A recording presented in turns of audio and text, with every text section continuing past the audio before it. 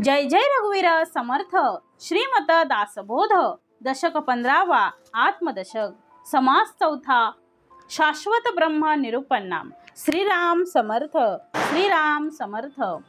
पृथ्वीपासून झाली झाडे, झाडापासून होती लाकडे, लाकडे भस्मोन पुढे पृथ्वीच होये।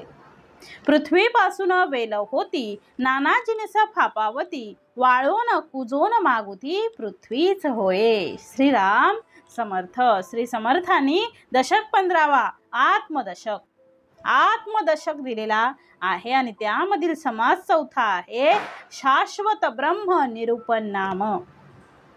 श्रीराम समर्थ। मग या जीवनामध्ये आपण जगत असताना शाश्वत काय आहे, अशाश्वत काय आहे, ब्रह्म काय आहे आणि शाश्वत काय आहे हे आपल्याला सगळ्यात पहिलं कळलं पाहिजे। कारण शाश्वत हे दीर्घकाळ टिकणारा आहे, असतची असे। ब्रह्म कसा आहे, असतची असे सर्व काळ, तो सदोदित राहणार आहे। मग शाश्वत काय आहे, सत्य काय आहे हे आपण शोधलं पाहिजे। आणि आपण भलत्या सुखाच्या मागे न लागता शाश्वत जे आहे, जे खरं आहे, जे सत्य आहे, जे टिकून राहणार आहे आणि जे असतची असे सर्व काळ, जे कायम आहे, असं शाश्वत ब्रह्म काय आहे, शाश्वत ब्रह्म म्हणजे काय आहे हे समर्थाने या समासामध्ये आपल्याला दिलेलं आहे। आपण अशाश्वताच्या मागे लागतो, जे संपून जाणार आहे, ज्याचा काळच राहणार नाही अशाच्या मागे आपण लागतो। भौतिक सुखांच्या मागे, या मायेच्या मागे आपण झटत असतो। परंतु समर्थ म्हणतात शाश्वत काय आहे हे पहिलं आपल्याला कळलं पाहिजे। या देहाच्या मागे, या मायेच्या मागे आपण फिरत आहोत की हा देह आहे म्हणून मी हे करते आहे, ते करते आहे। परंतु आत्मदशक आतमध्ये कोण आहे, आतमध्ये परब्रह्म आहे। त्या परब्रह्माची ओळख आपल्याला झाली पाहिजे। कारण परब्रह्माची ओळख झाल्याशिवाय आपल्याला ही सत्यता, या आयुष्याची सत्यता आपल्याला कळणार नाही। कारण आपल्याला हा देहरूपी जी लॉटरी लागलेली आहे त्याचा आपल्याला सोनं करून घ्यायचं आहे। कारण हे दीर्घकाळ नाही आहे, हा शरीर आहे तो काही वर्षांपुरता, कालावधी त्याचा निश्चित आहे, 100 वर्षांचं त्याचं आयुष्य आहे। आणि त्या आयुष्यामध्ये आपल्याला आपल्या जीवनाचं सोनं करून घ्यायचं आहे। कारण समर्थ म्हणतात जसं आपण दसऱ्याला सोनं वाटतो तसं आपल्या जीवाचं सोनं, आपल्या आयुष्याचं सोनं जर करायचं असेल तर सर्वात प्रथम आपल्यामध्ये असलेला परब्रह्म, आपल्यामध्ये असलेले जो ब्रह्मतत्व आहे त्याला आपण ओळखलं पाहिजे। आणि आपल्या जीवनामध्ये सत्यता काय आहे, आपला जन्म कशासाठी झालेला आहे। कारण आपण सुरुवातीलाच वचन दिलेलं आहे सोहम सोहम, परंतु झाल्यानंतर काय, गर्भात असताना सांगतो आहे की मी बाहेर आल्यावर तुझ्या नामाचा जय जयकार करेल, तुझ्याच नामाचं मी गुणगान गाईल। परंतु त्याला विसर पडलेला आहे। कारण तो बाहेर आल्यानंतर ज्यावेळी त्याचा जन्म झाला, त्या जन्म झाल्यापासून त्याला सगळ्याचा विसर झालेला आहे। त्याने कोहम कोहम करायला सुरुवात केलेली आहे। म्हणजे समर्थ म्हणतात आपण खऱ्याला विसरलो आहे आणि याला खऱ्याला आपल्याला जागृत, खरं काय आहे याच्यासाठी आपल्याला जागृत व्हायचं आहे। आणि जागृत होण्यासाठी शाश्वत काय आहे, ब्रह्म काय आहे हे आपल्याला समजलं पाहिजे। आणि समर्थांनी हे आपल्याला ओळख करून दिलेली आहे, समर्थांनी याची ओळख पटवून दिलेली आहे। आणि या समासामध्ये समर्थ सगळं काही शाश्वत ब्रह्म याचं निरूपण समर्थ करत आहेत। आणि समर्थ म्हणतात आहे या समासामध्ये शाश्वत काय आहे, तर ते काय आहे, शाश्वत फक्त एकच आहे, ब्रह्म। देव एकच आहे व पण नावानी नटलेला आहे। जसं आपण म्हणतो की समर्थ म्हणतात यानी कानीच पापानी जन्मांतर कृतानीच तानी तानी विनश्यंती प्रदक्षिणा पदे पदे। म्हणजे कुठल्याही देवाला आपण हात जोडला तर तो केशवाच्या चरणी जाऊन पोचणार आहे। मग ब्रह्माशिवाय असलेल्या सर्व गोष्टी, ब्रह्माशिवाय ज्या सगळ्या गोष्टी आहेत त्या सगळ्या मोडतात आहे कुठे, मायेमध्ये। आणि म्हणून त्याचा शेवटी नाश होतो, कोणाचा, मायेचा। कारण ब्रह्म हे सत्य आहे हो, हे जगत मिथ्या आहे, हे जगत मिथ्या आहे हे समजलं पाहिजे। आपल्याला वाटतं आपल्या डोळ्यांनी जे प्रत्यक्षदर्शी दिसतं आहे, आपल्या डोळ्यांनी जे प्रत्यक्ष दिसतं आहे ते खरं आहे, परंतु त्याचा कालावधी कमीच आहे, ते दीर्घकाळ टिकणारं नाही आहे। ते आज आहे, उद्या त्याचा शेवट होणार आहे। आणि म्हणून प्रत्यक्ष समर्थांचा बोध या समासात काय आहे तो समर्थ या समासाद्वारे आज आपल्याला देणार आहेत। आणि आपण ते शुभ समयी आता ते काय करणार आहे आपण ते विवरण त्यांचं ऐकलं पाहिजे. आणि शाश्वत काय आहे तर ब्रह्म आहे. म्हणून म्हटलंय जय जय रघुवीर समर्थ श्रीमद दासबोध दशक 15वा आत्मदशक आणि समास 4था शाश्वत ब्रह्म निरूपण नाम श्रीराम समर्थ. म्हणून पुढे दिले पृथ्वीपासून झाली झाडे, झाडापासून होती लाकडे, लाकडे भस्मोन पुढे पृथ्वीच होय. मग श्री समर्थ म्हणतात आहे की पृथ्वीपासून झाली झाडे, पृथ्वीपासून काय होतात झाडे उत्पन्न होतात. पृथ्वी आहे म्हणून झाडे आहेत. मग पृथ्वी पुढे झाडापासून होती लाकडे. आता झाड सुकल्यानंतर काय होणार त्याचं लाकूड होतं. मग ती झाडे जी आहे ती झाडं वाळवून लाकूड बनतं आणि मग ती लाकडं पुढे काय लाकडे भस्मोन पुढे पृथ्वीच होय. लाकडं जळून पुन्हा काय भस्म होतात. मग परत ती मातीत जाऊन मिसळतात म्हणजे पृथ्वीतच जातात. म्हणजे जे पृथ्वीवर निर्माण होतं ते पुन्हा पृथ्वीमध्ये विलीन होतं. आता झाडच बघा, बी टाकली त्याला रोप आलं, रोपाचं झाड झालं. आता ते झाड पृथ्वीवर आलं, मग त्याची लाकडं सुकली. लाकडं सुकल्यानंतर त्याचं काय झालं भस्म होणं म्हणजे आगीसाठी आपल्या जळणासाठी ती वापरली आणि पुन्हा त्याची राख झाली. मग आता ही राख कुठं गेली तर राख पुन्हा मातीत मिसळली म्हणजे पृथ्वीमध्ये ती पुन्हा मिळाली. आणि म्हणून पुढे म्हटले समर्थाने पृथ्वीपासून झाली झाडे, झाडापासून झाली.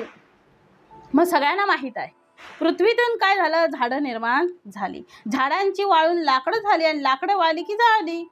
मग जाळली गेली म्हणजे राख झाली. अशा प्रकारे शेवटी पृथ्वीमध्ये पुन्हा त्याचं रूपांतर झालं. आणि म्हणून पुढे म्हटलंय पृथ्वीपासून वेल होती, नाना जिनस फापावती, वाळोन कुजोन मागुती पृथ्वीच होय. मग काय म्हटलंय पृथ्वीमुळे झाडं झाली. आता पृथ्वीमुळेच वेल आहे, पृथ्वी आहे म्हणून सगळं आहे. पृथ्वीवरच सगळं आहे. मग पृथ्वीपासून वेल होती, नाना जिनस फापावती, पृथ्वीपासून वेली बनतात. नाना प्रकारे त्यांना फापावती म्हणजे फळं फुलांनी ते बहरून जातात, त्यांचा विस्तार पावतो. आणि शेवटी काय होतं ती वाढतात, कुजतात आणि मग शेवटी कुठे मिळतात पृथ्वीला जाऊन मिळतात. आणि म्हणून म्हटलंय जसं बघा पृथ्वीपासून वेल होती, वेली असतात, त्या वेलींना नाना प्रकारची फळं लागतात आणि मग काही दिवसांनी त्यांचे उत्पन्न कमी झालं की हळूहळू ती वाळतात, वाळल्यानंतर कुजतात आणि कुजल्यानंतर मग पुन्हा ती काय होतात विलीन पृथ्वीमध्ये होतात. आणि म्हणून पुढे म्हटलंय समर्थाने आणि त्याचं पुढं काय मग नाना धान्यांची नाना अन्ने, मनुष्य करीती भोजने, नाना विष्ठा नाना वमने पृथ्वीच होये. नाना पक्षादिकी भक्षिले, तरी पुढे तैसेची झाले, वाळून भस्म होऊन गेले पुन्हा पृथ्वी. मग आता सांगितलंय नाना धान्यांची नाना अन्न, नाना प्रकारच्या धान्यांपासून अन्नांचा प्रकार करून माणसं त्याचं भोजन करतात. जसं गहू आहे, तांदूळ आहे, मग सगळे जे धान्य आहे त्या अन्नांचं काय होतं अन्नांचं भोजन. आपण त्यांना अन्नानं शिजवून नंतर भोजन तयार होतं. माणसं त्याला काय करतात पहिलं उत्पन्न घेतात, त्याला चक्कीमध्ये देतात आणि मग सगळं झाल्यानंतर सगळ्या प्रक्रिया मग आपण घरी त्याचं जेवण बनवतो. मग त्या अन्नाची नंतर काय होते जसं झाडं झाली, झाडापासून लाकडं झाली, लाकडं पुन्हा वाळली सुकली आणि पुन्हा पृथ्वीमध्ये विलीन झाली. तसंच वेली लागल्या, वेलींना फळं फुलं आली आणि नंतर सुकतात, वाळतात, कुजतात आणि पुन्हा पृथ्वीमध्ये मिळाली. मग आता तसंच म्हटलंय समर्थाने जसं आपण म्हणतो धान्य, आता गहू ज्वारी बाजरी काही पण किती धान्य आहेत, सगळं जे आपण जेवतो ते सगळा प्रकार, ते सगळे अन्नधान्य हे सगळं आपण खातो. खाल्ल्यानंतर मग काय होतं नाना विष्ठा नाना वमने पृथ्वीच होय. म्हणजे विष्ठा आपल्या अन्नाची विष्ठा होते किंवा आपण उलटी बनते, त्याला उलटी होते आणि मग काय होतं ते पुन्हा मातीत मिसळतं. आणि म्हणून पुढे दिलंय समर्थाने नाना वृक्षांपासून धान्य मिळतं, नाना लोक खातात, खाल्ल्यानंतर त्यांची विष्ठा आणि विष्ठेनंतर मग वमनात रूपांतर होतं, विष्ठा किंवा वमन. मग त्या पुन्हा शेवटी ते कुठं जातं पृथ्वीमध्ये जाऊन मिळतं. आणि म्हणून पुढे म्हटलंय नाना पक्षादिके भक्षिले, तरी पुढे तैसेसी झाले, वाळून भस्म होऊन गेले पुन्हा पृथ्वी. मनुष्य मरताच ऐका, क्रिमी भस्मका मृतिका, ऐशा काया पडती अनेका पुढे पृथ्वी. मग काय म्हटले नाना पक्षादिकी भक्षिले, मग नाना धान्य फळं फळे पाने सगळं पक्षादी भक्षण करतात, म्हणजे पशु पक्षी सगळं खातात. मग त्यांचंही पुढे काय होतं तर ते वाळून अथवा जळून ते भस्म होतात. मग म्हणजे परत ते मातीतच विलीन होतात. आणि म्हणून म्हटलंय शेवटी पुन्हा पृथ्वी. आणि मग त्यानंतर सांगितले चौथं उदाहरण समर्थाने, मनुष्य मरताच ऐका, क्रिमी भस्मका मृत्तिका, ऐशा काया पडती अनेका, पुढे पृथ्वी. मग सगळ्यांचं सांगितलं, झाडांचं सांगितलं, वेलींचं सांगितलं, पक्ष्यांचं सांगितलं, धान्यांचं सांगितलं. आता आले माणसावर. मनुष्य मरताच ऐका. आता माणसं मरतात, माणसं मेली की त्यांच्या प्रेताला तो कृमी भक्षण करतात किंवा जाळल्याने ते भस्म होतं, अथवा पुरलं तर ते मातीतच राहतं. मग अशा प्रकारे शेवटी शरीराची विल्हेवाट सुद्धा मातीच लागते. म्हणजे शरीर शेवटी सुद्धा काय होतं, मातीत विलीन होऊन जातं, मातीत मिसळतं. आणि पुढे समर्थ तसंच म्हणतात, एक तर त्याला किडे खाऊन घेतील, त्याचा शेवटी भस्म होईल किंवा कुजून सडून जाईल. याचा अर्थ मनुष्याच्या देहाचं सुद्धा रूपांतर शेवटी कशामध्ये आहे तर पृथ्वीमध्ये आहे. त्याला जाळा, गाढा, त्याला पाण्यात सोडा. 3 प्रकारच्या समाधी आहेत, अग्निसमाधी, जलसमाधी, भूमी समाधी. या तिन्ही समाधीमध्ये शेवटी माणसाला देह पुन्हा पृथ्वीमध्ये, म्हणजे या तिन्ही समाधींमध्ये शेवटी देह कुठे जातो, पृथ्वीमध्येच तो पुन्हा काय होतो, विलीन होतो. पृथ्वीमध्येच पुन्हा त्याचं रूपांतर होतं. आणि म्हणून पुढे म्हटलंय, ऐशा काया पडती अनेका, पुढे पृथ्वी. मग जाळून टाकल्यामुळे ते भस्म होतं आणि पुरलं तर ते मातीचंच राहतं. मग अशा प्रकारे अनेक शरीरांची शेवटी काय होते, मातीच होते. म्हणजे पुन्हा पृथ्वीत रूपांतर होतं. ऐशा काया पडती अनेका, पुढे पृथ्वी. मग अशा प्रकारे समर्थांनी 5 ओवींमध्ये काय सांगितलं, या 5 ओवींमध्ये जे दिलेलं आहे शेवटी काय होतं त्यांचं तर पृथ्वीमध्ये त्यांचं पुन्हा रूपांतर होतं. झाडे, लाकडं, राख सगळी पुन्हा पृथ्वी. वेलीच्या बाबतीतही तेच सांगितलेलं आहे. मग वेली आहेत, फळं फुलं आहेत, कुजले की पुन्हा पृथ्वीत विलीन होतात. मग धान्याच्या बाबतीतही तेच सांगितलं आहे. धान्य निर्माण होतं, लोक खातात, विष्ठा होते, वमन होतं आणि पुन्हा त्याची पृथ्वी होते. म्हणजे मनुष्य मरतात, प्राणी मरतात, पुन्हा त्याची होते पृथ्वी. आणि म्हणजे सगळ्यांचा आधार पृथ्वी आहे. पृथ्वीशिवाय कोणीही होऊ शकत नाही. तो पृथ्वीतूनच निर्माण होतो आणि पृथ्वीमध्येच तो पुन्हा सामावला जातो. पृथ्वीमध्ये जणू काही गुरुत्वाकर्षण शक्ती आहे, तिच्यामुळे ते सगळं निर्माण होतं आणि पुन्हा तीच त्याच्यामध्ये समायोजन होतं. आणि पुढे म्हणून दिलेलं आहे, मनुष्य मरताच ऐका, क्रेमी भस्मका मृत्तिका, ऐशा काया पडती अनेका, पुढे पृथ्वी. नाना तृण पदार्थ कुजती, पुढे त्याची होय माती, नाना किडे मरून जाती, पुढे पृथ्वी. मग नाना तृण पदार्थ कुजती, नाना तृण आहेत, पदार्थ सगळं कुजून त्यांची पुन्हा माती होते.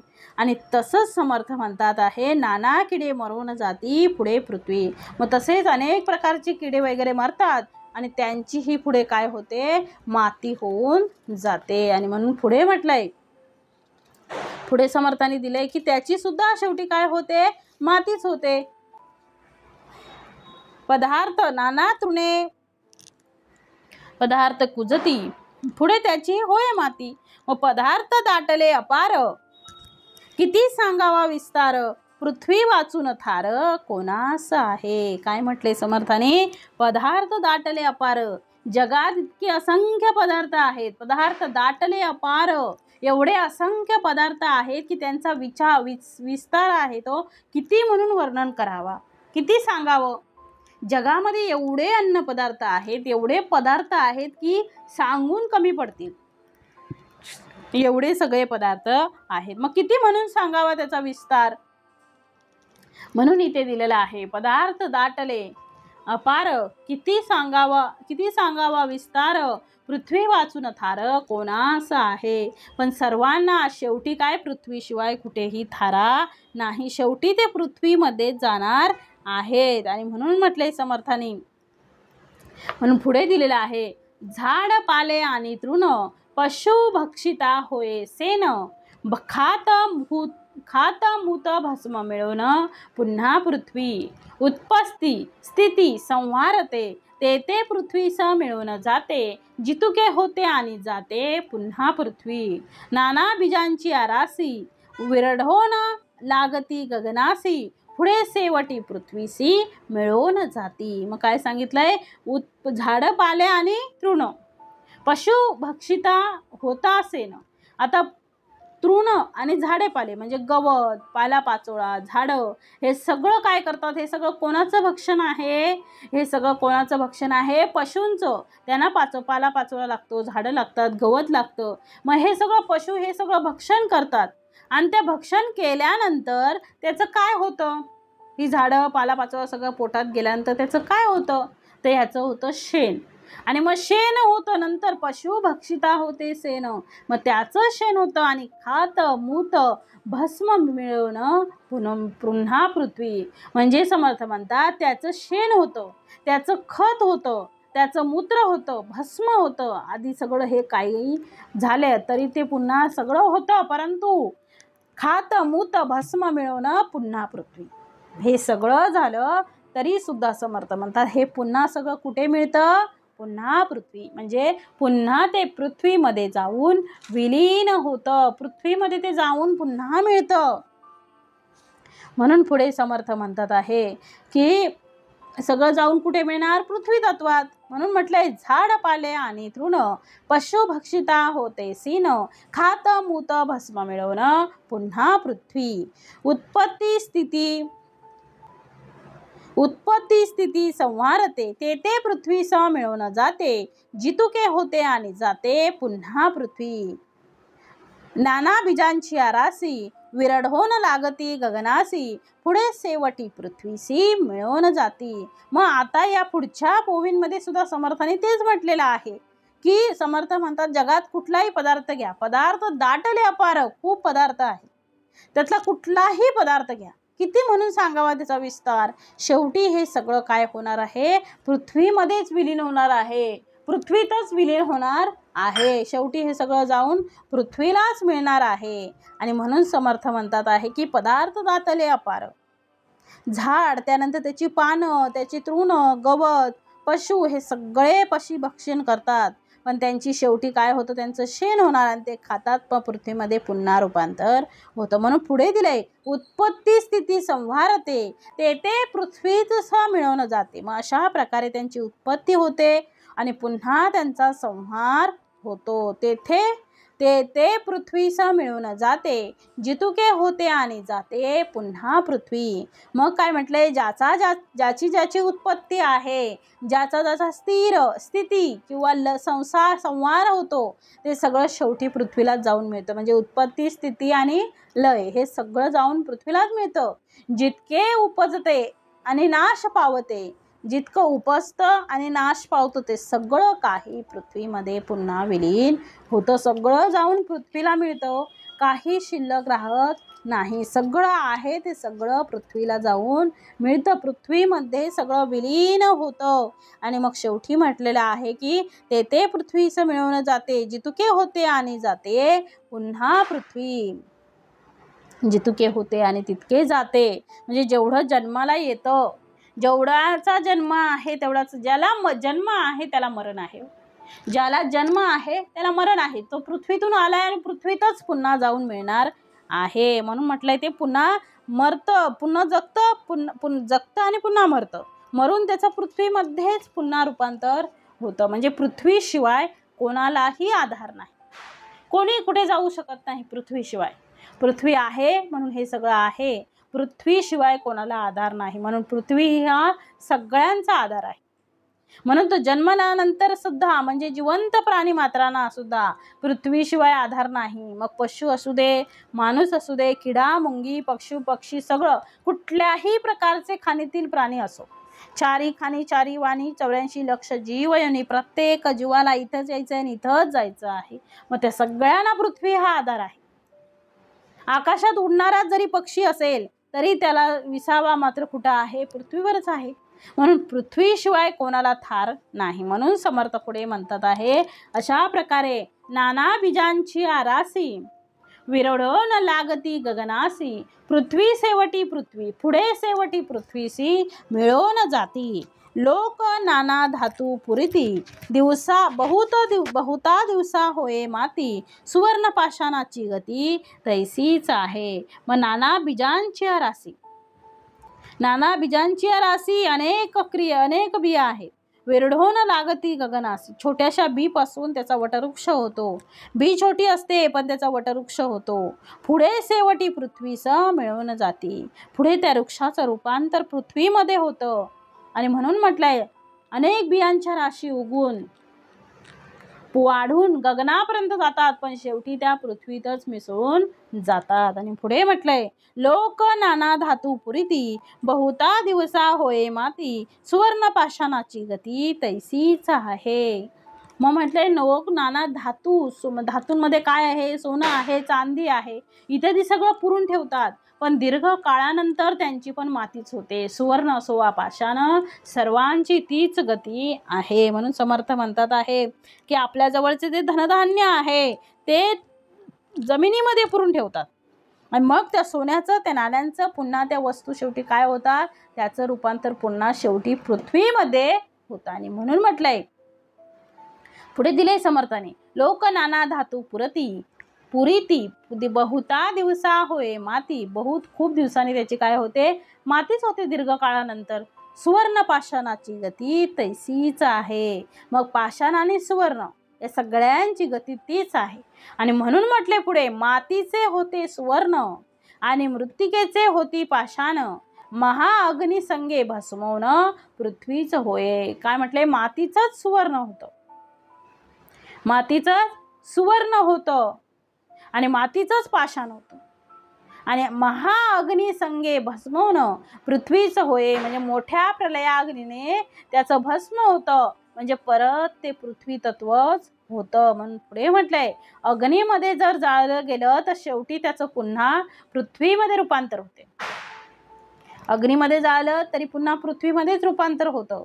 ते सोनं असेल, ते लोखंड असेल, ते लाकूड असेल, कुठलीही वस्तू असेल तरी अग्नीमध्ये टाकलं की ते काय होतं, अग्निरूप होतं. पण त्याचं रूपांतर शेवटी मात्र राख होऊन पुन्हा पृथ्वीमध्ये त्याचं रूपांतर होतो. आणि म्हणून म्हटलंय सुवर्णाचे जर होते म्हणजे सुवर्णाचं जर निर्माण करतात. कारण कोण्या काळी बघा अजूनही काही लोक श्रीमंत घराण्यांमध्ये अजूनही आहे, ज्या साड्या स्त्रिया नेसत असत किंवा लुगडी नेसत असत त्यांच्यावरचे जे काठपदर असायचे ते जरीचे असायचे. ती जर जी आहे ती सोन्याची असायची, अजूनही आहे, बऱ्याच लोकांची आहे. जे धनवान आहेत ती लोक, आता श्रीमंत लोक बहुतांशा घरी हे सगळं चालतं अजूनही, सुवर्णाचे जर आहे. आता ते जर म्हणजे काय तर शेवटी कुजवून जाते, रस होऊन वितळते आणि पुन्हा पृथ्वीमध्ये ते जातं. आणि म्हणून म्हणते मातीचे होते सुवर्ण आणि मृत्तिकेचे होते पाषाण महाअग्नी संगे भस्मवण पृथ्वीच होय. म्हणजे मातीचंच सुवर्ण होतं आणि मातीचंच पाषाण होतं. आणि महाप्रलयामध्ये काय म्हटलंय, महाप्रलयामध्ये त्याचं भस्म होतं म्हणजे परत ते पृथ्वी तत्वच होतं. आणि म्हणून पुढे दिलंय सुवर्णाचे जर होते जर शेवटी कुजवून जाते रस होऊन वितळते पुन्हा पृथ्वी. म्हणजे सुवर्णापासून ते जर तयार होतं पण शेवटी कुजून जातं. शेवटी कुजल्यानंतर ते वितळून त्याचा रस बनतो आणि रस बनून पुन्हा ते काय होतं, पृथ्वीमध्ये रूपांतर होतं त्याचं. म्हणून पुढे दिलंय आहे पृथ्वीमध्ये पुन्हा विलिनीकरण होतं. पृथ्वीपासून धातू निपजती अग्निसंगे रस होती तया रसाची होय जगती कठीण रूपे. नाना जळासी गंधी सुटे तेथे पृथ्वीचे रूप प्रगटे दिवसेंदिवस जळ आटे पुढे पृथ्वी. मग पृथ्वीपासून धातू निपजती, मग पृथ्वीपासून सर्व धातू निपजतात म्हणजे भेटतात सगळे, पृथ्वीमध्येच धातू आहे सगळे. अग्निसंगे रस होती, अग्नीच्या संपर्काने त्याचा रस तयार होतो म्हणजे रसरूप ते होतात. उष्णता दिल्यानंतर बघा सोन्याला उष्णता दिली की त्याचं पाणी होतं, तसं तया रसाची होय जगती कठीण रूप. ते रस कठीण बनले की परत त्यांची पृथ्वीच होते. म्हणजे या जगामध्ये कुठलाही धातू पृथ्वीतून निर्माण होतो आहे, कुठलाही घ्या, सगळे धातू जे धातू आहेत, जे धातू आपल्याला माहीत आहेत ते सगळे जे धातू आहेत ते सगळ्यांचं मूळ कुठे आहे, त्यांचं सगळ्यांचं मूळ पृथ्वीमध्ये आहे, ते सगळे पृथ्वीमध्येच मिळतात आणि पृथ्वीमध्येच विलीन होतात. मग पृथ्वीमध्येच त्यांचं निर्माण होतं आणि पुन्हा ते पृथ्वीमध्येच जातात. परंतु तो अग्नीमध्ये जाला तर पुन्हा त्याचं रूपांतर पृथ्वीमध्ये होतं. आता सोनं आहे, सोन्यालाच घ्या, त्याला उष्णता द्या, कसं होतं बघा, पातळ होतं, मऊ होतं. लोखंड घ्या, लोखंडाला द्या. तसं समर्थ पृथ्वीचा आधार मात्र त्यांचा काही सुटत नाही. म्हणून म्हटलंय नाना जळासी गंधी सुटे, तेथे पृथ्वीचे रूप प्रगटे, दिवसेंदिवस जळ आटे पुढे पृथ्वी. मग समर्थ काय म्हणतात, नाना जळासी गंधी सुटे, म्हणजे त्या जलाला तो नाना प्रकारचा गंध येतो आणि तो गंध म्हणजे पृथ्वीचंच रूप प्रगट होत असतं. जसे दिवस जातील तसं ते जल हळूहळू आटते आणि ते पुन्हा पृथ्वीमध्ये मिळतं. म्हणजे समर्थ म्हणतात पाणी हे जेव्हा सडू लागतं बघा, एखादं पाणी एखाद्या जर भांड्यात ठेवलं किंवा एखाद्या ठिकाणी आहे तिथे ते सडू लागलं म्हणजे दुसऱ्या पाण्याचा प्रवाह त्याला मिळतच नाही आहे. जसा ओढा आहे, छोटासा पूल आहे, त्याच्यात पाणी भरून कायम ठेवलं, 5-6 वर्ष ठेवलं तर ते हळूहळू काय होणार, राहणार नाही. एका वर्षात ते जाईल आटून. मग काय होणार, त्याचा दुर्गंध सुटतो. गंधी म्हणजे गंधी होते, दुर्गंध सुटतो. दिवसेंदिवस जळ आटे पुढे पृथ्वी, दुर्गंध येऊ लागतो आणि तेव्हा मग त्याचं रूपांतर हळूहळू पृथ्वीमध्ये होतं. आणि ते आटलं की पुन्हा त्याचं काय होतं, रूपांतर पृथ्वीमध्ये होतं. आटलं की पुन्हा पृथ्वी, मग ते सगळं निघून जातं. म्हणून म्हटलंय नाना जळासी गंधी सुटे, तेथे पृथ्वीचे रूप प्रगट, तेथे पृथ्वीचे रूप प्रगटे, दिवसेंदिवस जळ आटे पुढे पृथ्वी. पत्रे पुष्पे फळे येती, नाना जीव खाऊन जाती, ते जीव मरता जगती नेमस्त होय. पृथ्वीवर अनेक पत्र आहेत. पत्रे म्हणजे पानं, पुष्पे म्हणजे फुलं आणि फळे येतात. सगळं हे सगळं पृथ्वीवर अनेक पानं, फुलं, फळं, झाडं सगळं काही पृथ्वीवरच येतं.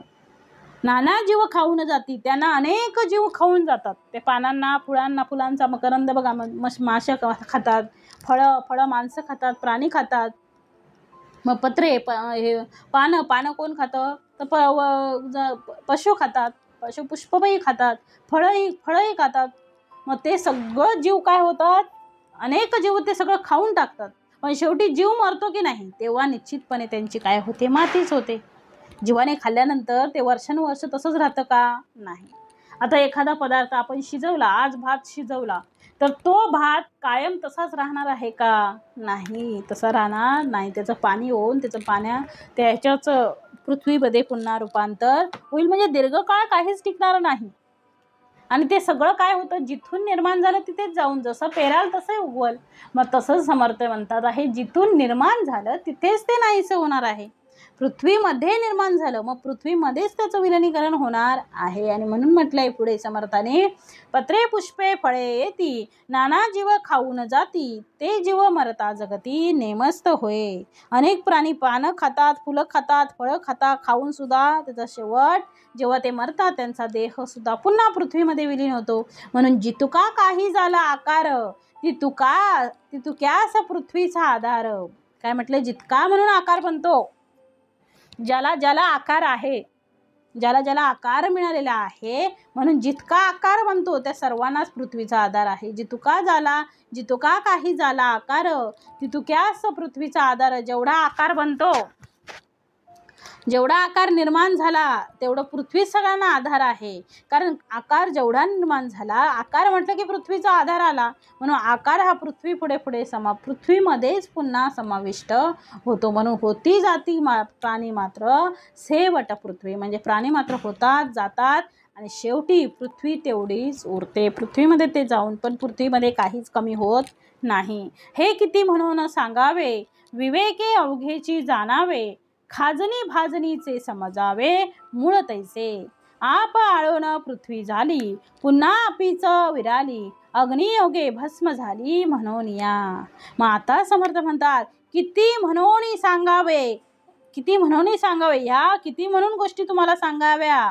विवेके अवघेची जाणावे, विवेकाने हे तुम्हाला सगळं कळलं पाहिजे.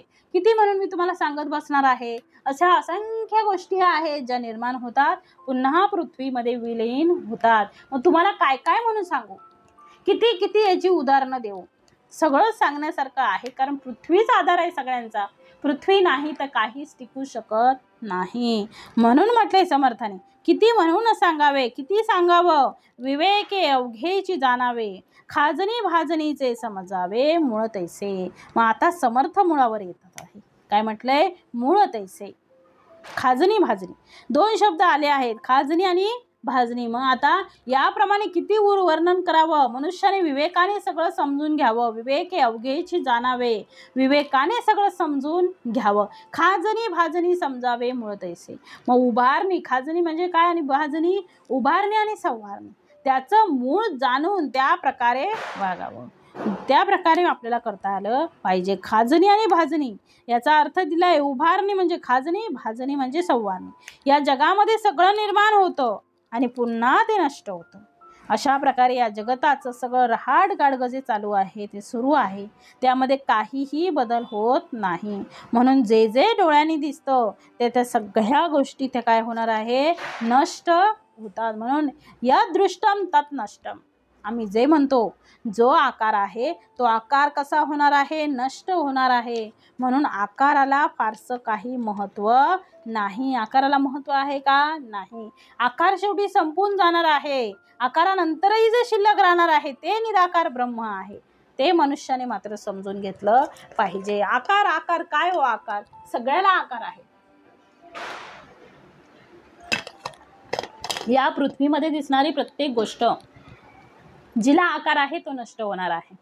माणसाला आकार दिलेला आहे, सगळ्या वस्तूंना आहे, पदार्थांना, सगळ्याला आकार आहे. मग सगळं कसं आहे? नष्ट होणार आहे. मग आकार नाही असं कोणती गोष्ट आहे? निर्गुण निराकार. निराकार कोण आहे? एकची एक परब्रह्म.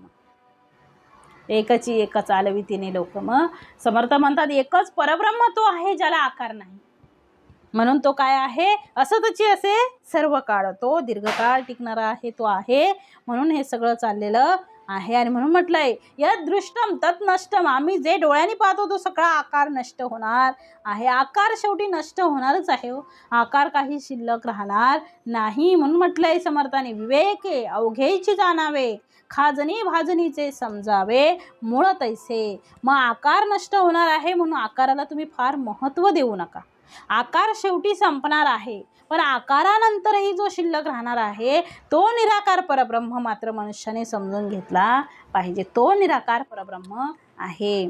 आकार नसेल, आकार आहे तर नष्ट होणार आहे. आकार नाही ते परब्रह्म आहे, ते नष्ट होणार नाही, ते शाश्वत आहे.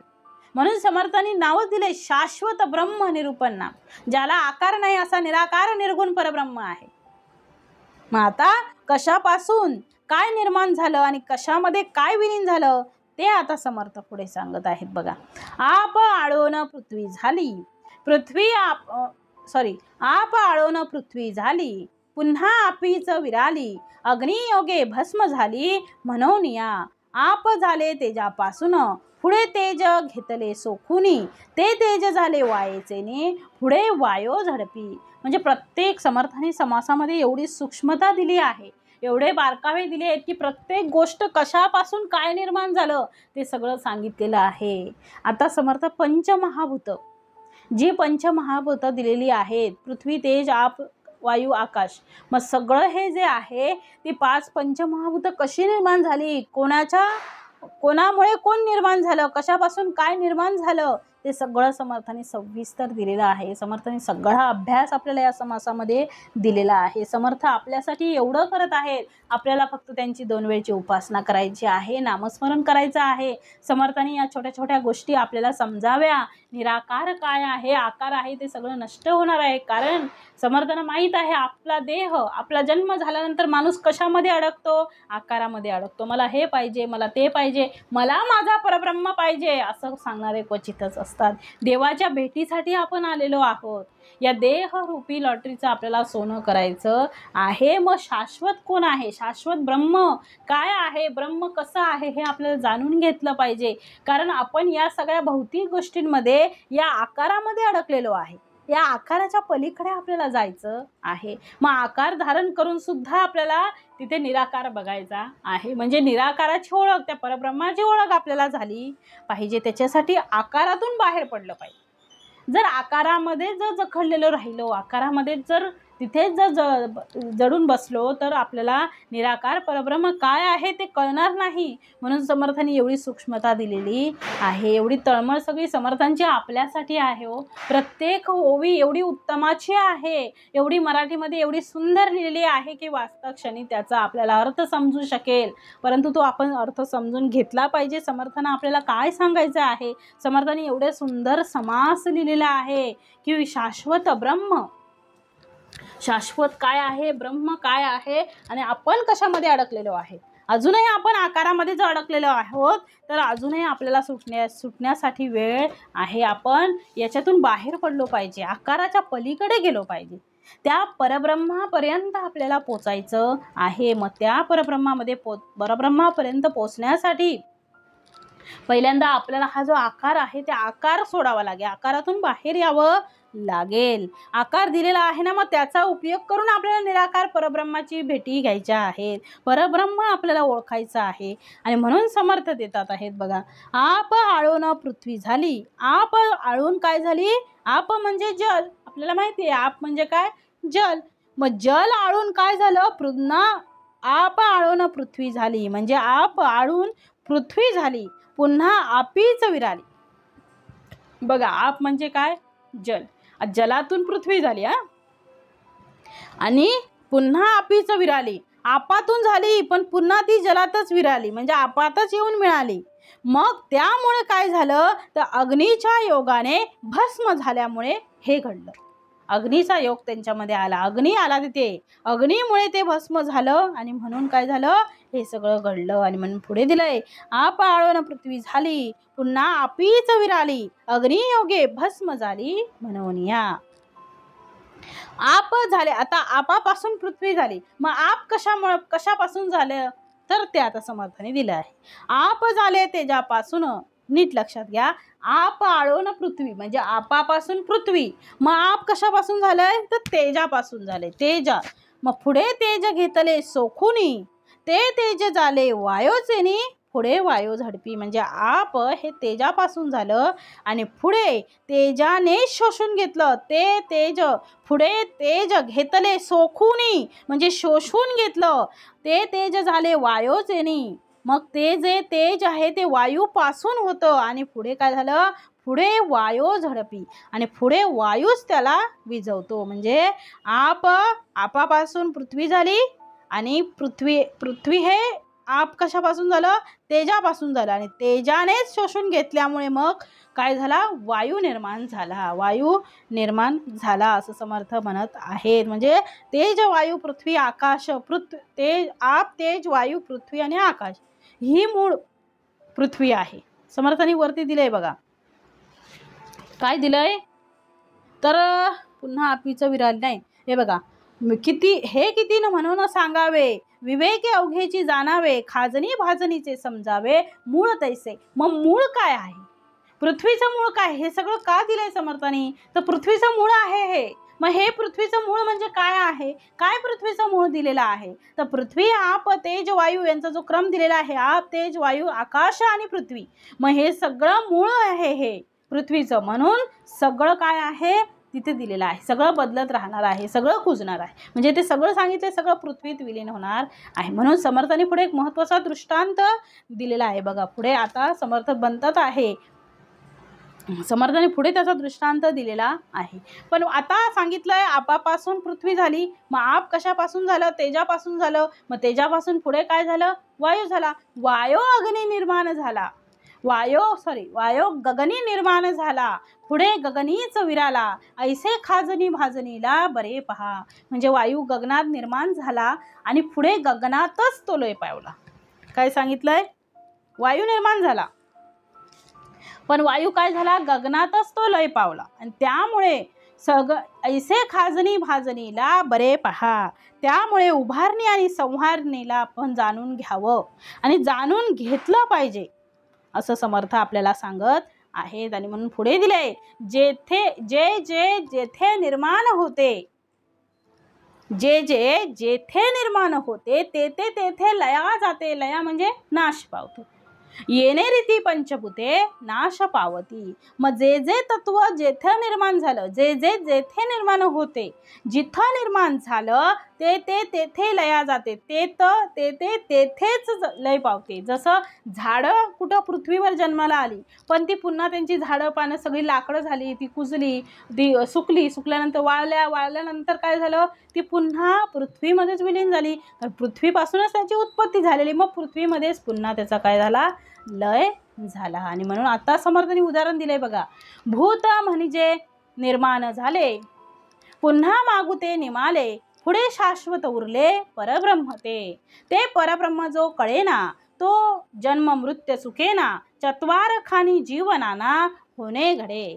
म्हणजे आता सांगितलंय समर्थाने, आता दृष्टांत, एक महत्त्वाचा दृष्टांत, आता महत्त्वाचा सार समर्थाने दिलेला आहे. आत्ता इथपर्यंत समर्थाने सगळं सांगितलं, कसं पृथ्वीपासूनच सगळं निर्माण झालं आणि कसं पृथ्वीमध्ये सगळं गेलं. म्हणजे जे जे काही पृथ्वीवर निर्माण झालं ते ते सगळं पृथ्वीत विलीन झालं. मग आता समर्थ म्हणतात आहे, आता दृष्टांत महत्त्वाचा आहे. काय म्हटलंय, भूत म्हणजे निर्माण झाले, पुन्हा मागू ते निमाले, पुढे शाश्वत उरले परब्रह्म ते. म्हणजे शेवटी शाश्वत परब्रह्म शिल्लक राहतं. भूत म्हणजे काय, भूत म्हणजे जे निर्माण झालं ते पुन्हा मागूनच, म्हणजे पुन्हा त्याच्या मागून लय पावलं. मग फक्त काय उरलं, पुढे शाश्वत उरले परब्रह्म ते. म्हणजे पुढे फक्त शाश्वत परब्रह्म तेवढं उरलं, बाकी सगळंच्या सगळं नाश पावलं. म्हणून म्हटलेलं आहे समर्थाने इथे, शेवटी शाश्वत परब्रह्म शिल्लक आहे. शेवटी काय आहे, शाश्वत परब्रह्म.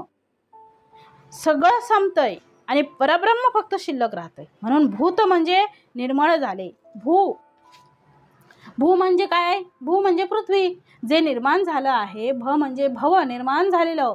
भव हा भवसागर निर्माण झालेला आहे. हा भवसागर पुन्हाला लयाला, पुन्हा तो काय होणार आहे, निर्माण जिथे झालाय तिथेच तो लय पावणार आहे. मग तिथेच लयाला, पुन्हा तो लयाला जाणार आहे. म्हणून यावर लक्ष केंद्रित करू नका. हा निर्माण करणारा जो करता आहे, मग हे सगळं भूत म्हणजे निर्माण झाले, पुन्हा मागू ते निराले, पुढे शाश्वत उरले परब्रह्म ते. काय म्हटले समर्थाने, हे सगळं होणार आहे, मग याच्यावर तुम्ही लक्ष केंद्रित करू नका. जे पृथ्वीपासून झालं ते पुन्हा पृथ्वीमध्ये मिळालं, याच्यावर लक्ष देऊ नका. लक्ष कशावर द्या, तर पृथ्वीमध्ये निर्माण झालं, पृथ्वीमध्ये विलीन झालं, परंतु हा निर्माण करणारा कोण आहे, ते टिकवणारा कोण आहे, त्याला पुन्हा पृथ्वीमध्ये विलीन करणारा कोण आहे हे ओळखा. याची ओळख आपल्याला झाली पाहिजे. जे निर्माण झालं आणि पुन्हा ते पृथ्वीत जाऊन विलीन झालं ते बघत बसण्यापेक्षा, त्याच्यावर लक्ष केंद्रित करण्यापेक्षा, ज्याने निर्माण केलं, ज्याने त्याला विलीन पृथ्वीमध्ये पुन्हा ज्याच्यामुळे विलीन झालं त्याचा आपण अभ्यास केला पाहिजे. त्याला आपण त्याच्या जोडणीला आपण राहिलो पाहिजे. जो कर्ता आहे, जो परब्रह्म आहे, त्या परब्रह्माची कास धरा, त्याची सोबत धरा, त्याचा हात धरा. तुम्हाला कधीही आयुष्यात काहीही कमी पडणार नाही. तो परब्रह्म आहे, सगळं आपल्याला देणार आहे. त्या परब्रह्माशिवाय काहीच नाही आहे, जीवनाला अर्थच नाही हो. तो आहे आतमध्ये, म्हणून हा श्वासोच्छ्वास चालू आहे. हे जे आपले श्वास जे घेणं आहे ते आपल्याला कळत पण नाही, त्याचा आवाज पण येत नाही बघा. पण ज्यावेळी आपल्याला कळतं की ऑक्सिजन माझा कमी झालेला आहे, जसं आपण कोरोनामध्ये बघा ऑक्सिजन लावायचे सगळ्यांना, मग त्यावेळी आपल्याला कळलं ह्या प्राणवायूची गरज काय आहे. म्हणजे तो कोण आहे, परब्रह्म आहे. पण तो दिसतो का नाही, आपण श्वास घेतोय, आपल्याला समजते का, जेव्हा शांत सगळं असतं त्यावेळी आपल्याला कळतं श्वास कसा घ्यायचा आणि कसं सोडायचं. मग त्याच्यातून कळतं आहे. मग हा निर्माण करणारा कोण आहे, तो कर्ता जो परब्रह्म आहे, त्या परब्रह्माची आपण कास धरली पाहिजे. आणि म्हणून समर्थ पुढे म्हणतात, भूत म्हणजे निर्माण झाले, पुन्हा मागू ते निमाले, पुढे शाश्वत उरले परब्रह्म ते. ते परब्रह्म जो कळेना, तो जन्म मृत्यू चुकेना, चत्वार खानी जीवनाना होणे घडे. म्हणजे आता समर्थ म्हणतात, त्या परब्रह्माचं, ते परब्रह्म जो कळेना, त्या परब्रह्माचं ज्ञान जोपर्यंत आपल्याला होत नाही, ज्ञान होणं गरजेचं आहे. कारण कोण परब्रह्म आहे, कोण ब्रह्म आहे हे आपल्याला कळलं पाहिजे. आपण या सगळ्यामध्ये आकारामध्ये अडकतो आणि मेन परब्रह्माला विसरतो. मग तसं करून चालणार नाही. त्या परब्रह्माचं ज्ञान जोपर्यंत आपल्याला होत नाही तोपर्यंत आपलं जन्म मरण काही चुकत नाही. म्हणून म्हटलंय, ते परब्रह्म जो कळेना, तो जन्ममृत्यू चुकेना चत्वार खानी जीवनाना होणे घडे. मग त्या परब्रह्माचं ज्ञान जोपर्यंत होत नाही तोपर्यंत जन्म मरण चुकत नाही. मग चार खानीमध्ये चत्वार खानी जीवनाना होणे घडे. चार खानीत नाना जीवयोनीत जन्म घ्यावा लागतो. म्हणून म्हटले बघा 84 लक्ष जीवयोनी हा सगळा फेरा फिरून आपला जन्म कशामध्ये होतो? मानव देहामध्ये होतो. मग एवढा सगळा फेरा आपल्याला घालायचा आहे. मग मोक्ष आपल्याला मिळाला पाहिजे. हा फेरा चुकवायचा असेल, मोक्षाला जायचं असेल तर परब्रह्माची ओळख झाली पाहिजे. त्या परब्रह्माला आपण ओळखलं पाहिजे आणि त्या परब्रह्माला ओळखून 84 लक्ष जीवयोनी केव्हा माणसाला निर्माण होतात? जेव्हा आम्हाला परब्रह्म कळत नाही. आम्ही जन्माला आलो, जन्मामध्ये आलो तरी ते कळलं पाहिजे. तर आपल्याला कळलं पाहिजे कशासाठी आलोय. नाहीतर आम्हाला जन्ममृत्यूच्या फेऱ्यातून पुन्हा काही सुटता येणार नाही. हे आपल्याला कळलं पाहिजे. जन्ममृत्यूच्या फेऱ्यामध्ये आपल्याला पुन्हा अडकायचं नाही आहे, त्याच्यातून बाहेर पडायचं आहे. म्हणून समर्थ म्हणतात चारी खानी चारी वाणी 84 लक्ष जीवयोनी याच्यात अडकायचं नाही आहे. त्या फेऱ्यातून आपल्याला सुटता यायला पाहिजे. म्हणून म्हटलंय पुनरपी जननम पुनरपी मरणम पुनरपी जननी जठरी शयनम. म्हणजे कर्मानुसार प्राणी पुन्हा आपले जन्म घेतात. मग आपल्याला पुन्हा यायचंय का? कशामध्ये अडकायचं का? ना वासनेत ना विषय वासनेत कशामध्येही अडकायचं नाही. आपल्याला इथून सुटून जायचं आहे, मोक्ष प्राप्त करायचा आहे. आणि या कालचक्रातून ते कधीच सुटणार नाही एकदा अडकलो की. म्हणून जन्ममृत्यूच्या फेऱ्यातून त्यांना कधी सुटता येणार नाही. त्यांना सुटायचं असेल तर आम्हाला परब्रह्म जाणावं लागेल. त्या ब्रह्माची ओळख आपल्याला पटावी लागेल. तो ब्रह्म आपल्याला कळला पाहिजे. तो ब्रह्म कळाल्याशिवाय आपल्याला काय, आपण या जन्ममृत्यूच्या फेऱ्यातून काही सुटणार नाही. म्हणून समर्थ म्हणतात या जन्ममृत्यूच्या फेऱ्यातून सुटायचं असेल तर परब्रह्माची ओळख पटवून करा. म्हणजे परब्रह्माची ओळख घ्या. परब्रह्म कळला पाहिजे. म्हणून म्हटलंय ते परब्रह्म जो कळेना तो जन्ममृत्यू चुकेना चत्वार खानी जीवनाना होणे घडे. मग त्या परब्रह्माचं ज्ञान जोपर्यंत होत नाही तोपर्यंत समर्थ म्हणतात जन्म मरण आपलं चुकत नाही. म्हणून चारी खानीत नाना जीवयोनीत मग आपल्याला जन्म घ्यावा लागतो. कशामुळे? तर परब्रह्म आपल्याला न कळाल्यामुळे. आणि म्हणून पुढे दिलंय जडाचे मूळ ते चंचळ. काय म्हटलंय? जडाचे मूळ ते चंचळ चंचळाचे मूळ ते निच्छळ निच्छळाशी नाही मूळ बरे पहा. पूर्व पक्ष म्हणजे झाले सिद्धांत म्हणजे निमाले पक्षातीत जे संचले परब्रह्म ते. म्हणजे जडाचे मूळ ते चंचळ. जडाचं मूळ काय आहे? माया आहे. चंचळ काय आहे? माया आहे. मग चंचळाचे मूळ ते निच्छळ. चंचळ मायेचं मूळ जे आहे, माया कशापासून आहे? मग माया कशी आहे? ते चंचळ मूळ जे आहे ते निच्छळ परब्रह्म आहे. निच्छळासी नाही मूळ बरे पहा. मग त्या निच्छळाला दुसरा मूळ नाही. हे विचार करून विवेकाने आपण जाणून घेतलं पाहिजे. आणि म्हणून म्हटलंय पूर्व पक्ष म्हणजे झाले सिद्धांत म्हणजे निमाले पक्षातीत जे संचले परब्रह्म ते. म्हणजे पूर्व पक्ष जे झालं म्हणजे समर्थ म्हणतात आहे की जगत झालं असून ते सत्य आहे. हा पूर्व पक्ष आहे. बरोबर? पूर्व पक्ष काय आहे? तर जगत झालं पण ते सत्य आहे. झालं ना आता पण ते सत्य आहे. आणि हा पूर्व पक्ष आणि ते मिथ्या आहे हा सिद्धांत आहे. मग या दोन्ही पक्षाहून जे अलिप्त आहे, जेथे काहीच झालं नाही ते परब्रह्म सर्वत्र ओतप्रोत संचलेलं आहे. म्हणून म्हटलेलं आहे त्यांनी पूर्व पक्ष म्हणजे झाले पूर्व पक्ष ते झालं सिद्धांत म्हणजे निमाले पक्षातीत जे संचले परब्रह्म ते. म्हणजे ते परब्रह्म सर्वत्र काय आहे? ओतप्रोत भरून उरलेलं आहे. ते परब्रह्म आपल्याला कळालं पाहिजे. त्या परब्रह्माची ओळख आपण घेतली पाहिजे. कारण परब्रह्म कसं आहे हे आपल्याला कळालं पाहिजे. त्या परब्रह्माची ओळख आपण करून घेतली पाहिजे. ओतप्रोत भरलेला आहे निच्छळ परब्रह्म हे सगळीकडे आहे. हो, चारी खानी चारी वाणी 84 लक्ष जीवयोनीमध्ये आपल्याला पुन्हा अडकायचं नाही. या सगळ्यामध्ये अडकून आपल्याला पुन्हा मोक्ष मिळणार नाही. पुन्हा जन्म आहे. मग पुनरपी जननम पुनरपी मरणम पाहिजे का? नको आपल्याला. एकदा काही मिळालं आहे त्याचंच आपल्याला सोनं करून घ्यायचं आहे. म्हणून म्हटले पूर्व पक्ष म्हणजे झाले सिद्धांत म्हणजे निमाले पक्षातीत जे संचले परब्रह्म ते.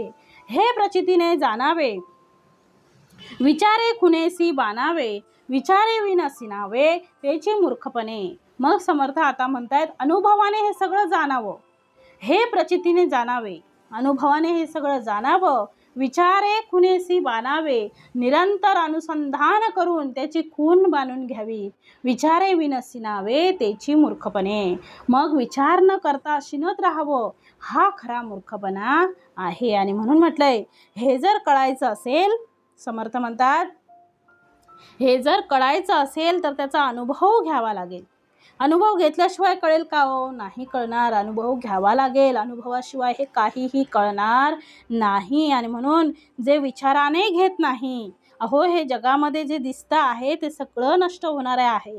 हे जो विचाराने घेत नाही त्यांना समर्थ म्हणतात त्या माणसाला पुन्हा जन्म आहे. तो मूर्खपणाचा गोवा कधी त्याचा सुटलेला नाही. आणि म्हणून म्हटलंय समर्थांनी हे प्रचितीने जाणावे, विचारे खुनेसी बाणावे, अनुभवाने हे सगळं जाणावं, अनुसंधान करून त्याची खून आपण त्या विचारे खुनेसी बाणावे, अनुसंधान करून त्याची खून बांधून घ्यावी. विचारे विनसी नावे त्याची मूर्खपणा.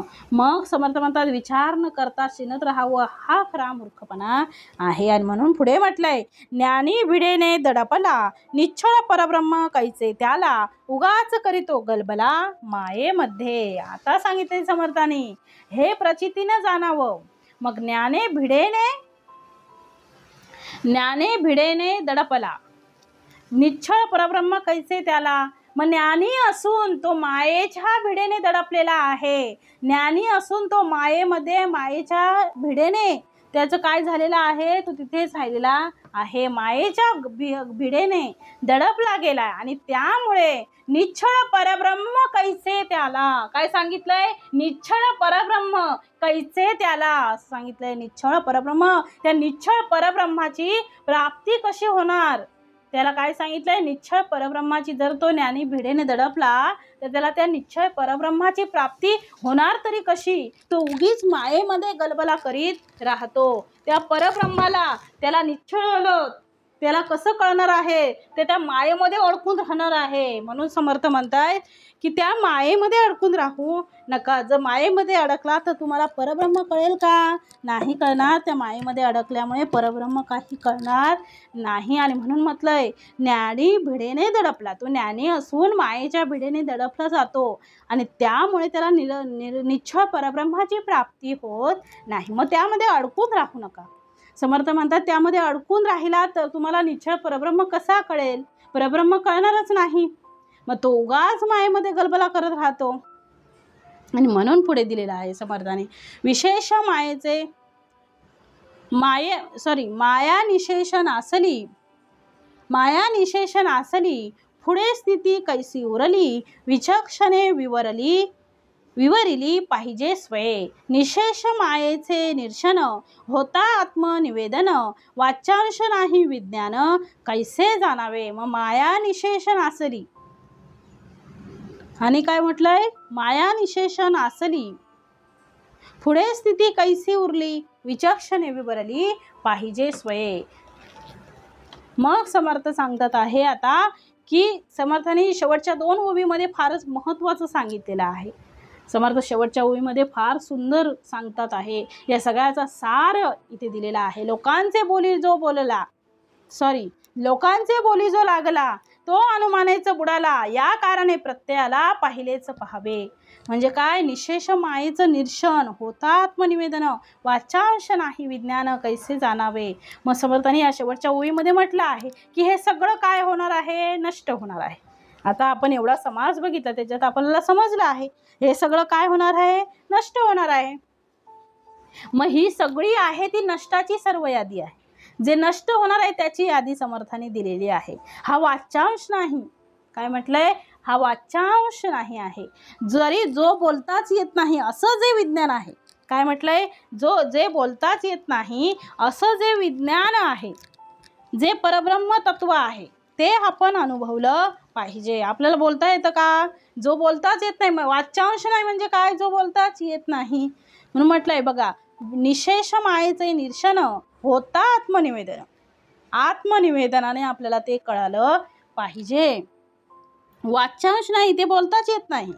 वाच्यांश नाही विज्ञान कैसे जाणावे, त्याला वाचा आहे का? नाही.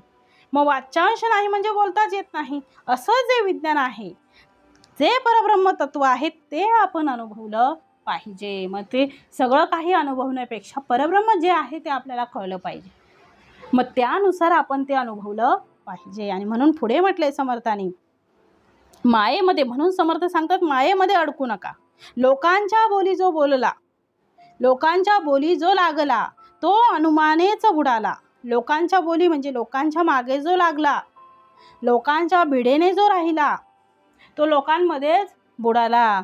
मग म्हटले काय, लोकांच्या बोली जो लागला, लोकांच्या मागे जो लागला, लोकांच्या भिडेने जो राहिला, तो मनुष्य पुन्हा अनुमानामध्ये अडकतो. आणि अडकल्यामुळे अनुमानामध्ये काय होतं, त्याचा पुन्हा जन्म होतो. म्हणून तो 84 फेऱ्यामध्ये पुन्हा अडकतो आणि पुन्हा तो त्यामध्ये अनुभव घेऊ शकत नाही. आणि म्हणून अनुभवजन्य जे ज्ञान आहे ते परब्रह्म आहे. म्हणून प्रत्यय ज्ञान त्याला म्हणतात. या कारणे प्रत्ययाला पाहिलेच पहावे. म्हणून समर्थ काय म्हणतात की जग हे सगळं, जग हे आहे हा पूर्व पक्ष आहे आणि ब्रह्म काय म्हटले, पूर्व पक्ष. मग ब्रह्म जो आहे, समर्थ म्हणतात ब्रह्म आहे ते काय आहे, पूर्व पक्ष हा काय, जग आहे. मग ब्रह्म हे प्रत्यय आहे, हा प्रत्ययाचा अनुभव आहे. आणि स्वतः शाश्वत ब्रह्म त्यांनी जाणावं, त्यांचं वर्णन समर्थांनी पुढे केलेलं आहे शाश्वत ब्रह्माचं. आणि पुढे समर्थ म्हणून म्हणतात, निर्षण निशेष माया निशेष नासली. माया निशेष नाहीशी झाली, म्हणजे नासली म्हणजे काय होणं, नाहीशी झाली. माया राहिली का? नाही. माया निशेष नासली. पुढे स्थिती कैसी उरली, पुढे काय स्थिती झाली, त्याचा विचारवंताने स्वतः विचार केला पाहिजे. ज्यावेळी माया नासते ते पुढे काय शिल्लक राहतो, काहीच शिल्लक राहत नाही. मग त्याचा विचार आपण केला पाहिजे की जे माया आहे ती कधीतरी नासणार आहे, तिचा नाश आहे, परंतु परब्रह्म हे शाश्वत आहे. मग त्याच्या मागे लागा ना, जे शाश्वत आहे त्याला धरून राहा. अशाश्वताच्या मागे का लागताय, मग त्याच्यामध्ये अडकू नका. म्हणून म्हटलंय पुढे स्थिती कैसी उरली, विचक्षणे विवरिली पाहिजे स्वये. म्हणजे त्याच्या विचारवाना, तिच्या विचाराने स्वतःचा विचार आपण केला पाहिजे. आपल्याला याच्यामध्ये अडकायचं नाही. चारी खानी चारी वाणी, 84 लक्ष जीवयोनी, या 84 लक्ष जीवयोनीमध्ये आपल्याला अडकायचं आहे का? नाही. याच्यातून आपल्याला सुटायचं आहे. आपल्याला पुनरपी जननम पुनरपी मरणम पुनरपी जननी जठरे शयनम, आपल्याला पुन्हा याच्यामध्ये यायचं नाही. आपल्याला काय करायचंय, मोक्ष प्राप्त करून घ्यायचा आहे. आणि म्हणून म्हटलंय माया निशेष नासली, पुढे स्थिती कैसी उरली, विचक्षणे विवरली पाहिजे स्वये. मग त्याच्या पुढे समर्थ म्हणतात, निशेष मायेचे निरशन होता आत्मनिवेदन, वाच्यांश नाही विज्ञान कैसे म्हणावे. आणि म्हणून मायेचं निरसन पूर्णपणे ज्यावेळी होतं, मायेचं निरसन म्हणजे माया कशी आहे, माया ही नाश पावणारी आहे, माया ही मिथ्या आहे, मायामध्ये काहीच नाही. जोपर्यंत आपण आहे तोपर्यंत माया दिसते आहे. माया एकदाची नाहीशी झाली की हे सगळं काय आहे, नाश पावणार आहे. म्हणजे माया नसल्यावर काहीच नाही आहे. मग जे उरलं ते काय आहे, परब्रह्म आहे, ते उरलं. पण त्याची ओळख आपण घेतलीच नाही. मग त्याची ओळख आपल्याला घ्यायची आहे. त्याची जर ओळख घेतली तरच आपण काय होणार आहे, आपल्याला मोक्ष प्राप्त होणार आहे. मायेमध्ये राहिलो आणि मायेमध्येच अडकलो, मायेमध्ये जन्म झाला, मायेमध्येच राहिलो, मायेमध्येच अडकलो, मायेमध्येच मृत्यू पावला, काय समजलं, काहीच नाही. मग ब्रह्म शाश्वत काय आहे ते शाश्वत कळलं पाहिजे. त्या शाश्वताच्या मागे आपण लागलं पाहिजे, त्याचा हात धरला पाहिजे. ब्रह्माचा हात, शाश्वत परब्रह्माचा हात, परब्रह्म आपल्याला आपल्या सोबत राहावा. त्यामुळे आपण परब्रह्माची ओळख आपण विवेकाने घेतली पाहिजे आणि परब्रह्माच्या चरणी आपण लीन झालं पाहिजे. त्याच्याशिवाय परब्रह्माची ओळख आपल्याला होणार नाही. म्हणून मायेत अडकू नका, मायेतून बाहेर पडा. एकदा का मायेतून बाहेर पडलात की मग समर्थ म्हणता पुढे काय आहे, परब्रह्म आहे. मग एकदा परब्रह्माची कास धरली की तो परब्रह्म आपल्याला पुन्हा सोडणार नाही. म्हणून मायेत अडकू नका. ती माया कशी आहे, खोटी आहे. सत्याच्या मागे लागा. सत्य काय आहे, परब्रह्म आहे. म्हणून निशेष मायेचे निरसन, मायेचं निरसन पूर्णपणे ज्यावेळी होतं तेव्हाच काय होतं, होता आत्मनिवेदन. तेव्हाच समर्थ म्हणतात खरं आत्मनिवेदन होतं. मायेचं काय झाल्यामुळे? पूर्णपणे निरसन झाल्यामुळे. होता आत्मनिवेदन, वाचांश नाही विज्ञान कैसे जाणावे. त्यावेळी काय होतं? आपल्याकडे शब्दच काही उरत नाहीत. शब्द उरतात का? नाही, काही शब्द उरणार नाही. मग त्या विज्ञानाचं दुजयपणाचं ज्ञान कसं व्हावं ते समर्थ पुढे देतात आहे. म्हणून म्हटलंय, लोकांचे बोली जो लागला तो अनुमानेच बुडाला, या कारणे प्रत्ययाला पाहिलेच पहावे. पाहिलेच पहावे म्हणजे काय सांगितलंय? लोकांचे बोली जो लागला, जो लोकांच्या बोलण्याने विचलित झाला, लोकांच्या बोलण्याने तो जो डिस्टर्ब झाला, जो लोकांच्या बोलण्याने अलिप्त झाला, तो कशामुळे? तो अनुमानेच बुडाला. कशामुळे? तो अनुमानानेच बुडाला. कल्पनेपासून, काय म्हटलंय? कल्पनेमुळे तो ज्ञानापासून वंचित होतो. लोकांच्या बोलण्यामुळे तो एवढा डिस्टर्ब झाला की त्याला अनुमान सुद्धा लावता आला नाही. अनुमानामुळे, कल्पनेमुळे तो ज्ञानापासून वंचित झाला. आणि या कारणे प्रत्ययाला पाहिलेच पहावे. म्हणून समर्थ म्हणतात आहे, पुन्हा पुन्हा, पुन्हा पुन्हा म्हणून म्हटलेलं आहे. म्हणून पुन्हा पुन्हा अनुभवाचा, प्रत्ययाचा पाठपुरावा करीतच राहिलं पाहिजे. अनुभव घ्या, अनुभवाने आपल्याला सगळं समजेल. अहो, झाडावर पिकलेलं पान सुद्धा त्याच्या आज्ञेशिवाय पडत नाही. आपण कितीही पाडलं तरी तो पडत नाही. कधी कधी स्वतः बघा, पिकलेली पानं, हिरवी पानं पण पडलेली असतात. म्हणजे समर्थ म्हणतात, त्याच्या आज्ञेशिवाय, त्या परब्रह्माच्या आज्ञेशिवाय झाडावरचं पिकलेलं पान सुद्धा गळत नाही. म्हणून समर्थ म्हणतात, लोकांचे बोली जो लागला तो अनुमानेच बुडाला, या कारणे प्रत्ययाला पाहिलेच पहावे. इति श्रीदास बोधे गुरु शिष्य संवादे शाश्वत ब्रह्म निरूपण नाम समास चौथा. जय जय रघुवीर समर्थ.